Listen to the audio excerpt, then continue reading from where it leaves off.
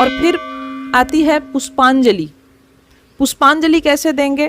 पहले गुरु ध्यान मंत्र का उच्चारण करना चाहिए, गुरु ध्यान मंत्र का ध्यान कर लीजिए पहले। फिर पुष्प शुद्धि करना होता है। ओम पुष्पे पुष्पे महापुष्पे सुपुष्पे पुष्पसंभवे पुष्पचया विकर्णे हुम फट स्वाहा। ये है पुष्प शुद्धि की मंत्र। क्योंकि जो मार्केट से पुष्प आप खरीद के ले के आ रहे हो, वो किस अवस्था में उस पुष्प को चयन किया गया है वो नहीं पता हम लोगों को, तो इसीलिए उसको शुद्धिकरण करना पड़ता है।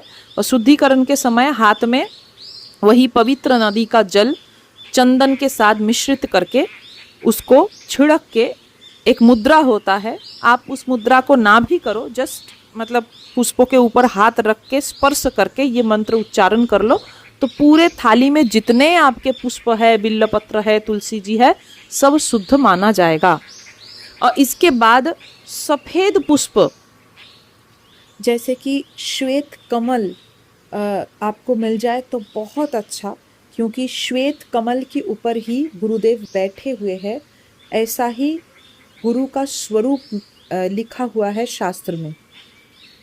सफ़ेद पुष्प गुरु पूजन की सबसे मतलब महिमा है। और गुरु ध्यान में भी आप देखो तो वहाँ भी कहा गया है शुद्ध स्फटिक संकासम शुद्ध खौम विराजितम गंधानुलेपनम शांतम वराभयकराम्बुजम। तो यहाँ भी शुद्ध स्फटिक कहा गया है।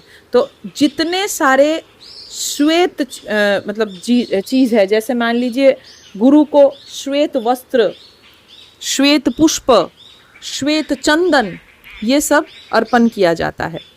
तो श्वेत पुष्प आप अर्पण करो, गुरु मंत्र का उच्चारण करो 3 बार। पहले एक मंत्र उच्चारण करके उनके पादुका के ऊपर दे दिए, फिर एक मंत्र उच्चारण करो, फिर पादुका के ऊपर समर्पण करो, फिर एक मंत्र उच्चारण करो, फिर पादुका के ऊपर समर्पण करो, और लास्ट प्रणाम मंत्र एकदम उस समय पुष्प नहीं देना है, हाथ जोड़ करके गुरुर ब्रह्मा गुरुर विष्णु गुरुदेव ये मंत्र भी उच्चारण कर सकते हैं।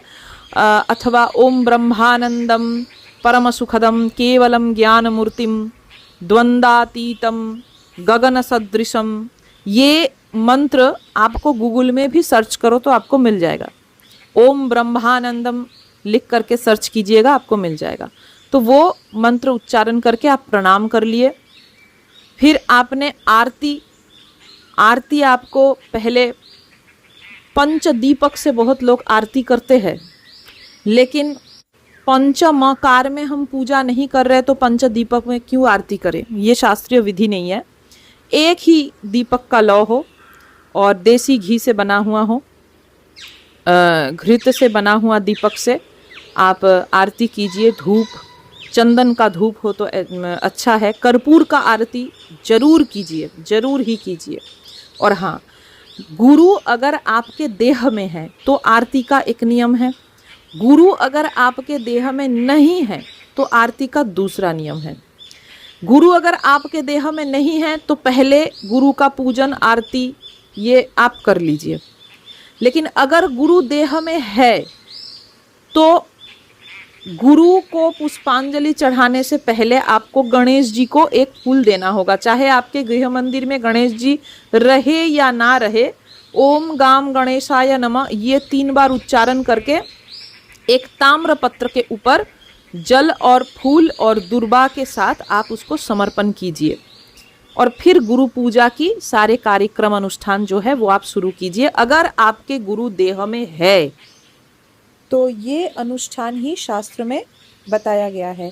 और ध्यान रखिए, गणेश जी की पूजन में आप जो दुर्बा घास को ले रहे हो उनका मुख 3 होना चाहिए। जैसे मैं ये छवि में, फोटो में जैसे मैं दी हूँ, 3 मुख वाला होना चाहिए, 5 मुख वाला या 9 मुख वाला नहीं। तो उसको आपको थोड़ा देख करके निकालना होगा। गुरु आरती का नियम ये है कि आपका गुरु अगर देह में है तो पहले आप भगवान श्री राधा कृष्ण का आरती करें, फिर आप गुरु का आरती करें। और अगर आपके गुरुदेव देह नहीं हैं तो इसका मतलब वो परमात्मा में विलीन हो चुके हैं, तब आप जरूर ही गुरु का आरती प्रथम ही कर सकते हो। लेकिन अगर वो देह में है तो जरूर ही आपके मंदिर में जो भी विराजमान है, राधा कृष्ण या शिव जी या शिव पार्वती जो विराजमान है, पहले भगवान का आरती होता है, फिर उस आरती से ही गुरु का आरती होता है, फिर उस आरती का ताप प्रसादी के रूप में भक्तगण ले सकते हैं।